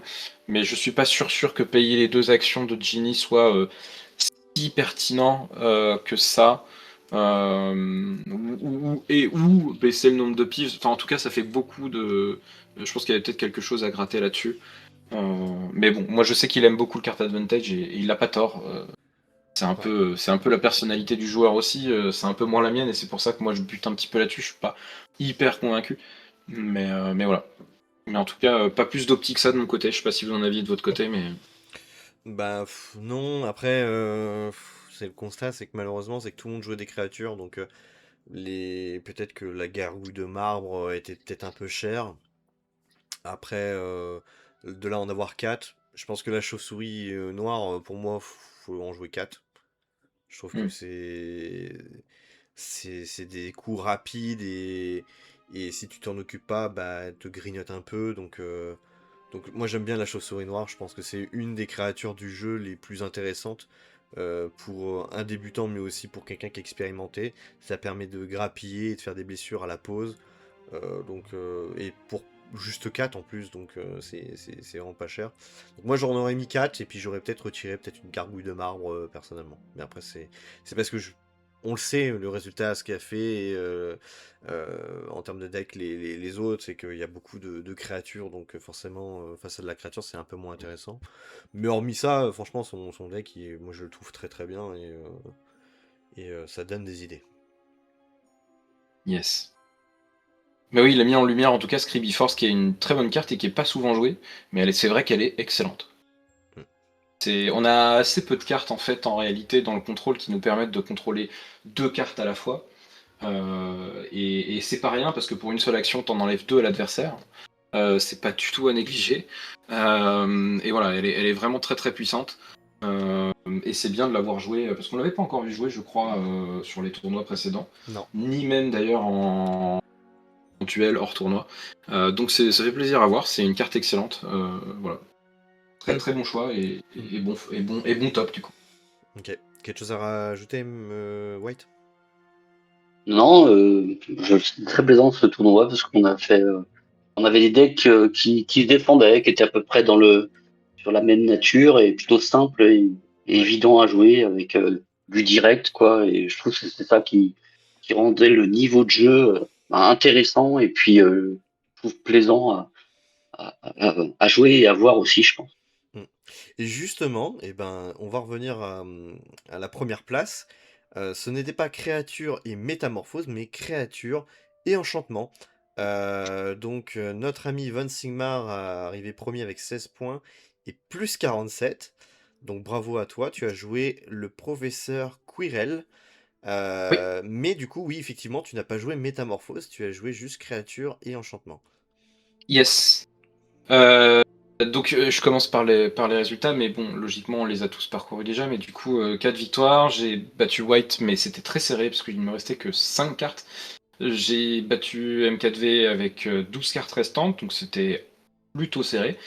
16 cartes contre toi Flo, donc moins serré, mais c'était pas non plus. J'ai pas fait de grosses victoires, entre guillemets, puisque la dernière était à 14 contre eux, donc Simon. J'ai fait aucune grosse victoire. Donc c'est des victoires, donc comme dirait un sélectionneur de foot, on a pris les 3 points, c'est pas grave s'il n'y a pas la manière. C'est un peu ça. Mais voilà, j'ai pas eu de grosse victoire, mais c'est aussi lié au type de jeu que je joue. Effectivement, je joue à un jeu assez rapide, structuré, et qui gère son card advantage, non pas par les personnages comme a pu le faire Simon, mais par les chouettes. Vous l'avez vu, il est très thématisé, puisqu'il y Mm. a enfin, il y a 12 chouettes. Il y a même le Haut Royaume du Hibou qui va avec, donc très focus hibou. Mais voilà, c'est vraiment un truc à pas négliger, ce card advantage qu'offrent les hiboux, puisque si j'ai pas tant de cours que ça, je n'en ai que 18. On a quand même le petit duc maculé qui me permet d'en récupérer, sans compter bien sûr mon personnage principal qui m'en fournit un. Vous l'aurez remarqué, j'ai pas besoin de plus de 4, donc il n'y a pas besoin non plus de tant de cours que ça, mais quand j'étais face à du contrôle, par essence, les cartes allaient à des fausses, donc mon petit duc maculé permettait de les récupérer, et donc de ne pas en manquer. Et j'avais un autre moyen de fournir du cours, c'était les Guides to Household Pests, qui me servaient de contrôle anti-créature, donc ça c'était plutôt bien vu, parce qu'on a eu beaucoup de créatures en face. Et ma petite chouette hulotte me permettait de les récupérer pour les réutiliser. Donc il m'est arrivé sur une partie de jouer 6 fois du Guide to Assault Pest et les faire sauter pour enlever une créature qui me dérangeait. Parce que mine de rien, faire 4 dégâts à une créature la plupart du temps, ça la fait sauter. Je crois qu'à part Touffu, tout pouvait sauter avec juste un Guide to Assault Pest, y compris du dragon vert gallois qui était pourtant très puissant. Donc ce Guide to Assault Pest est quand même vraiment puissant. Mais je suis pas le seul à l'avoir joué, puisque Emmanuel, tu l'avais Ouais, aussi. je l'avais aussi et C'est je pense que je l'ai pas utilisé à au sa moins juste dans valeur. une partie. Ouais, voilà, je l'ai pas, je l'ai plutôt conservé pour jouer. Enfin, voilà, j'aurais dû l'utiliser plus pour sa partie dégâts aux créatures. Et c'est une des fautes de jeu que j'ai décelé quoi, et qui m'a coûté forcément une victoire. Yes. Mais faut pas hésiter à le coupler avec la chouette hulotte, parce que justement ça permet de les recouvrer assez facilement et de garder cette pression en removal bien précieuse, sans consommer vraiment de cartes de son jeu, parce qu'on installe de la créature et en même temps on récupère, donc ça coûte pas de la pioche, donc ça nous fait pas de dégâts, mais en plus de ça, voilà, ça nous permet d'avancer vraiment dans le jeu, quoi. Mm. Et au-delà de ça, bien sûr, la chouette effraie qui me permettait de recouvrer mes hiboux au besoin. Donc ouais, non, j'avais ce card advantage qu'il faut pas négliger. Et puis après, ouais, donc la decklist pour. Je vais commencer par la base. Mon personnage principal ne m'a servi absolument à rien. C'est un flop pour moi. J'avais conscience que je n'allais pas l'utiliser, ou j'avais très peu de chances de l'utiliser, son pouvoir, puisque je jouais beaucoup de créatures, et donc détruire mon propre jeu aurait été un non-sens. Et en plus, j'avais de l'élément en plus. Donc je l'ai joué en me disant que peut-être si je me faisais dépasser, il pourrait être utile de le jouer, mais j'avais un gros doute quand même. Je le jouais en fait pour une raison. Je l'ai joué parce que j'avais peur que quelqu'un le joue. En le jouant en personnage principal, j'empêchais mes adversaires de le jouer en personnage secondaire. Et voilà. Pour la faire courte, sur de la masse de créatures, les côtés un peu essaims avec énormément de créatures en jeu, il n'y a pas non plus 36 façons de le gérer dans Harry Potter TCG. Il y a test de métamorphose et examen de métamorphose qui ne sont jamais joués. Il y a Fumos qui est très rarement joué. Et après, ça va surtout être Quirinus Quirrell. Alors il y en a d'autres, hein. Il y a Spider Exodus, enfin voilà. Mais grosso modo, c'est des cartes qui sont assez peu jouées. La carte qui gérait beaucoup de créatures en même temps, la plus jouée sur nos tournois précédents, était Quirrell. Donc j'avais peur de Quirrell, et surtout de Meu, qui jouait beaucoup de personnages, et très souvent des Quirrell. Et s'il jouait Quirrell, je savais que je ne pouvais pas obtenir la première place. Et donc partant de ce principe-là, je voulais pas pour autant changer mon deck. J'avais vraiment cette envie de jouer ce deck-là. Je me suis dit, je vais le mettre en personnage principal. Le personnage principal de base, c'est plutôt normalement Fleetwick. Alors pourquoi Fleetwick? Évidemment parce que bleu et marron déjà, mais au-delà de ça, c'était un personnage cerf d'aigle, et ce deck-là est mon deck un petit peu cerf d'aigle à la maison. Et voilà, Quirrell étant un cerf d'aigle, bon, c'est pas marqué sur la carte, mais dans le lore, il est cerf d'aigle, ça restait cohérent. Je me suis dit que c'était un bon truc, et ça aurait pu être un coup de génie, mais ce coup de génie est tombé à plat comme un ballon de baudruche, puisque non seulement le personnage principal ne m'a servi à rien, mais le préventif ne m'a servi à rien, puisqu'il n'y avait pas de Quirrell même dans les decks adverses. Ça Mais aurait- voilà, j'étais assez content de ma stratégie, mais voilà, elle n'aura servi à rien. Voilà ta, pour l'explication sur le personnage principal. ta stratégie Mais était peut-être encore. contre Meu, du coup, qui jouait beaucoup Oui, pas que de... à vrai dire, Mais presque, mais parce oui, que... principalement, ouais. Ouais. Ce qui est encourageant, c'est qu'il y a toujours une différence entre l'idée, ce qu'on se fait d'un jeu et ce qui se passe dans la réalité, et ça Eh oui, encourage toujours à faire des tentatives. Bah c'est oui. clair, c'est clair. Ouais, parce que d'habitude, on a beaucoup, je trouve, d'aventures. Là, ça n'a pas été trop. Enfin, j'ai pas trop ressenti d'aventure dans ce tournoi-là, alors qu'on a eu des anciens tournois où bah, j'étais noyé, parce que j'en jouais pas beaucoup, ou pas du tout, et souvent t'étais noyé par les aventures. Là, tout le monde a plus ou moins prévu l'antique aventure grâce à McGonagall. Du moins, il y en a trois quand même sur les cinq, et puis il n'y Mm. avait pas tant que ça d'aventure, mais par contre, Non, ça. que de la créature. Enfin, je veux dire, là, on était tous décidés à sortir les grosses bébêtes. Je sais pas si c'est la chaleur, mais, mais du coup, voilà, c'est ça qui est marrant, c'est que des fois, enfin, quand on refait le bilan des autres tournois, des fois, il y a des choses, c'est soit des personnages, soit des couleurs. Il y a eu une période, je sais plus, je crois que c'était l'avant-dernière, enfin, je sais plus, il y avait, ouais, le tournoi de Noël, Secret Santa, il y avait eu beaucoup de couleurs, bah, forcément, qui étaient potions. Je crois que c'est de la troisième jusqu'à la sixième place, il y avait du potion dans le deck. En Enfin, on vois-tu, en retrouvait, voilà. voilà, on Mm. retrouve des choses, des similitudes, mais c'est des choses qu'on contrôle pas, et c'est ça qui est marrant, c'est que d'un tournoi, il y a un joueur on se dit, il est spécifique à tel jeu. Le tournoi d'après, il chamboule tout parce que c'est soit la thématique, soit parce qu'il a envie de casser un petit peu la prévision, de se dire, bah ouais, mais on le connaît et tout, donc c'est ça qui est très sympa, quoi. Ouais, mais on est inspiré aussi par ce qu'on a vu jouer chez les autres au tournoi précédent. Et puis, enfin, c'est vrai qu'on arrive à des conclusions des fois similaires en même temps. Typiquement, je pense que, mine de rien, le format classique, c'est sympa en fait, parce qu'on n'y joue pas trop. Je pense que si on y jouait tout le temps, on aurait une forme aussi de. Enfin, disons que la Lassitude. méta de Ouais. base du jeu, c'est quand même très créature, métamorphose. C'est assez. Mais voilà, on arrive à la même conclusion en se disant, bah là, on va taper et on va pas se poser de questions, et on va tabler là-dessus. On est tous arrivés à cette conclusion que voilà, malgré tout, le jeu créature était assez puissant. Et effectivement, on voit bien qu'on arrive un peu à se renouveler, à changer notre façon de jouer selon les formats, selon ce qu'on a vu sur les précédents, et c'est ça qui est cool. Ouais.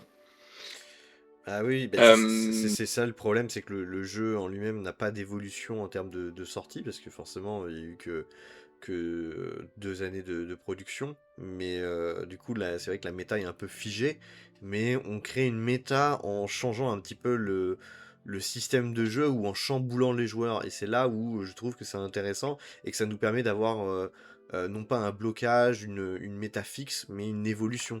C'est-à-dire que celui qui est habitué à un tel truc, il ne sera pas habitué à chaque tournoi. Parce que bah, il y aura des contraintes ou il y aura des évolutions. Genre, un deck comme on a pu voir sur ce tournoi-là ne fonctionnera peut-être pas face au tournoi de la Saint-Valentin parce qu'avec deux personnages, c'est plus difficile peut-être à gérer. Ou parce qu'on n'a pas choisi la couleur qu'on a souhaité, donc du coup on est obligé de s'adapter. Donc c'est ça qui est bien, je trouve, sur l'ensemble de nos tournois, c'est que on n'est jamais, on n'est jamais posé en train de se dire, bah c'est bon, je sais ce que je vais jouer et je sais ce que les autres vont jouer, parce que tout est tout le temps chamboulé. ouais. Ouais, ouais, ouais. Mais c'est bien, c'est intéressant parce que, enfin, je sais pas vous, mais moi, en préparant mon tournoi, je me dis, mais lui, qu'est-ce qu'il va jouer? Comment je vais contrer si jamais je tombe face à ça? Ah, il est du genre à jouer ci. Enfin voilà, je grossis le trait, je suis pas non plus à me faire des nœuds au cerveau, mais c'est quand même intéressant de se retrouver, de jouer avec la méta, de jouer avec le format, de jouer avec tout ça et d'essayer. Enfin, pour ma part, j'ai joué un deck différent à chaque tournoi. Même très différent. Mais c'est aussi sympa justement de créer un peu de surprise, voilà, de créer des. Voilà. Je trouve que ça marche plutôt bien en tout cas. Hmm. Et toi, White? Euh, Vas-y, vas-y. Ah, on a perdu White. Oui, oui. Non, mais je trouvais ça très bien, ouais, les différents jeux qu'on a pu avoir tout au long des différents tournois, ça a permis de ne pas avoir de lassitude. Voilà. Enfin voilà, différent à chaque fois. On n'a pas tout le temps les mêmes jeux qui dominent. Enfin, je trouve que c'est vraiment un plus, quoi. Sinon, on peut vite se rentrer dans une lassitude de jeu, etc. Et puis, sans parler de la disponibilité des cartes, forcément. Ouais. Mais ouais, je trouve que c'est vraiment un gros plus, c'est de pas toujours être dans la même stratégie, de tester différents cailloux dans la chaussure lorsqu'on construit un deck. Ouais, non, mais c'est vraiment essentiel hein, pour un deck TCG de jouer avec différents formats de jeu qu'on peut inventer, quoi. Hmm. Ouais. Arrive à se renouveler. Ouais. Mm. Donc, Von Sigmar, parle-nous de ce qui va se produire justement pour les prochains mois. Du coup, la rentrée, voilà, il faut faire le recrutement, les inscriptions, etc. Qu'est-ce qu'on peut déjà dire à l'heure actuelle? Un tournoi déjà en septembre, format classique, c'est ça?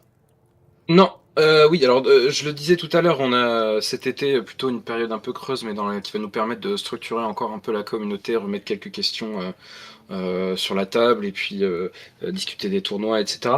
Faire des parties, Mais faire aussi des parties libres, hein. Bien sûr, vous êtes ah invité oui, à tout à en fait. faire. Oui, oui, il y en aura même sur cette période creuse, évidemment. Mais début septembre, on aura donc la rentrée des classes. Donc c'est un format du coup nouveau qui est plus orienté maison, voilà, où on va porter ses couleurs, hein, littéralement, puisqu'à la rentrée, chaque joueur jouera donc comme personnage principal lors de ce tournoi le directeur de sa maison. Donc les Gryffondors joueront Minerva McGonagall, les Poufsouffles joueront en anglais Professor Pomona Sprout, mais Pomona Shura en Choix. français. Exactement, et donc les Serres d'Aigle joueront le Filius Fleetwick et les Serpentards joueront Severus Rogue. Évidemment, à chaque fois qu'on impose quelque chose, le proxy associé est autorisé, c'est-à-dire que si vous n'avez pas le personnage, vous pouvez tout à fait le jouer en proxy. Mais voilà, c'est un format plus simple, hein, on se pose pas trop de questions, mais là, on bombe le torse, un petit peu d'ego, et voilà, on porte haut ses couleurs pour commencer le tournoi de la saison prochaine. Voilà, les quatre sont largement jouables, sont top tier. Il y a vraiment plein de choses à faire avec ces personnages-là. Plus ou moins anglais, hein, certains personnages laissent moins de place, on va dire, à l'innovation. Je pense à Shurav qui évidemment va jouer beaucoup de plantes et c'est à peu près tout. Mais pour d'autres, enfin pour les autres, tout est possible. Voilà, qui permet assez facilement de jouer du tricolore en plus. Donc c'est assez intéressant. Mais voilà, ça nous permettra de rentrer aussi dans la saison 2026-2027 sans un format trop complexe. Voilà, ça va être un format aussi qui est assez facilement accessible pour les débutants. Donc voilà, on commencera cette année-là par cette donc rentrée des classes avec le format des professeurs.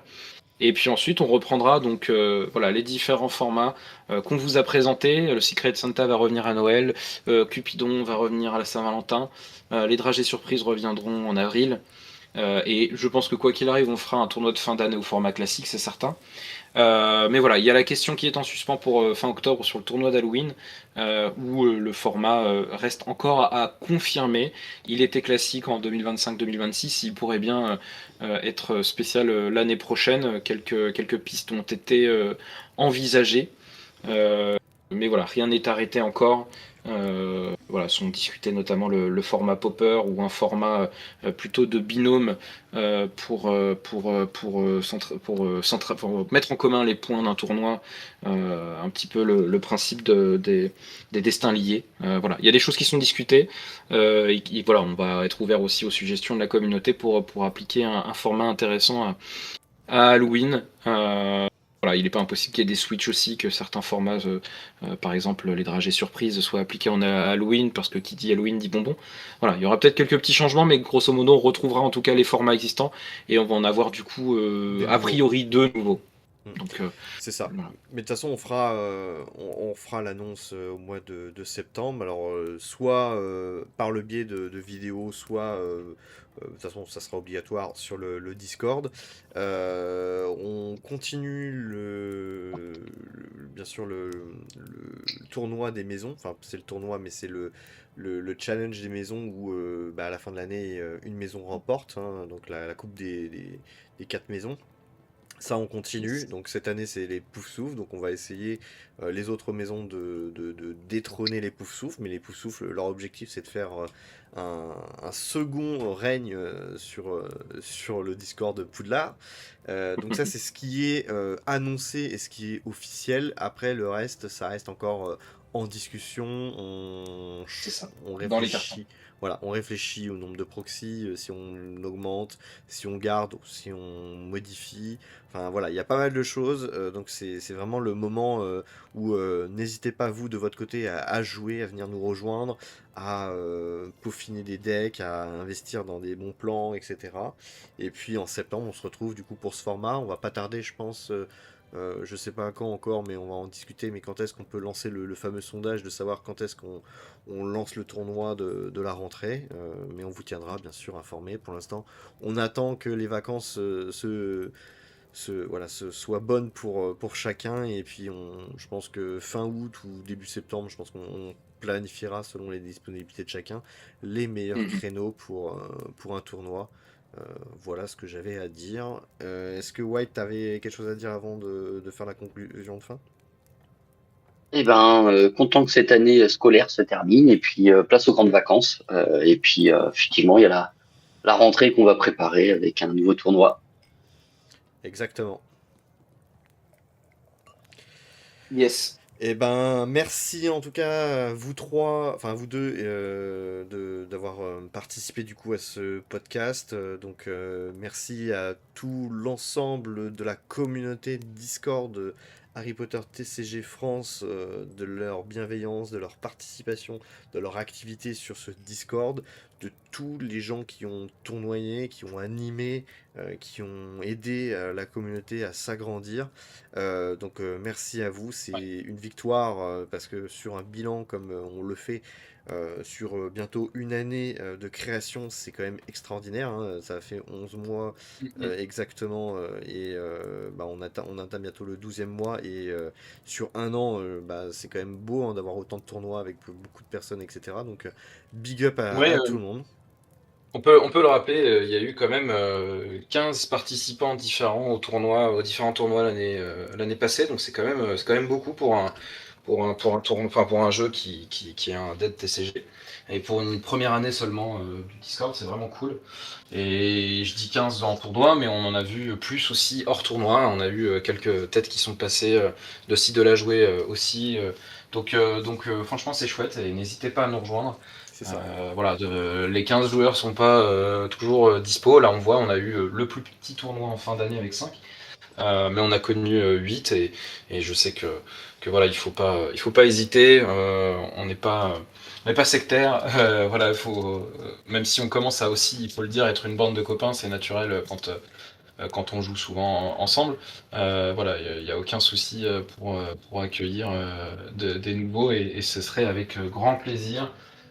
Il n'y a pas besoin de grand chose pour se lancer, hein. On a partagé un petit peu de contenu là-dessus, mais voilà, un deck de démarrage, ça coûte une dizaine d'euros et on peut déjà jouer et voilà, même avec du proxy, pas besoin de mettre plus. Des fois, voilà, vous venez jouer, et on vous guidera aussi avec plaisir. Que ce soit pour se lancer, le setup caméra, machin, on arrive toujours à se débrouiller. même les moins équipés arrivent à jouer. Et malgré ça, d'ailleurs, joueur ou pas, encore une fois, vous pouvez nous rejoindre. Il y a bien d'autres façons d'apprécier cette petite passion Harry Potter TCG, même quand vous n'êtes pas joueur. On a plein de choses à discuter, à découvrir là-dessus. Des Sur collectionneurs, sur ce jeu. etc. Ouais. C'est ça. Ça marche. Et ben merci à tous. Et puis n'oubliez pas, il y a le petit pouce, la partie commentaire. Et rejoignez-nous sur le Discord. À très bientôt. Ciao, bye bye.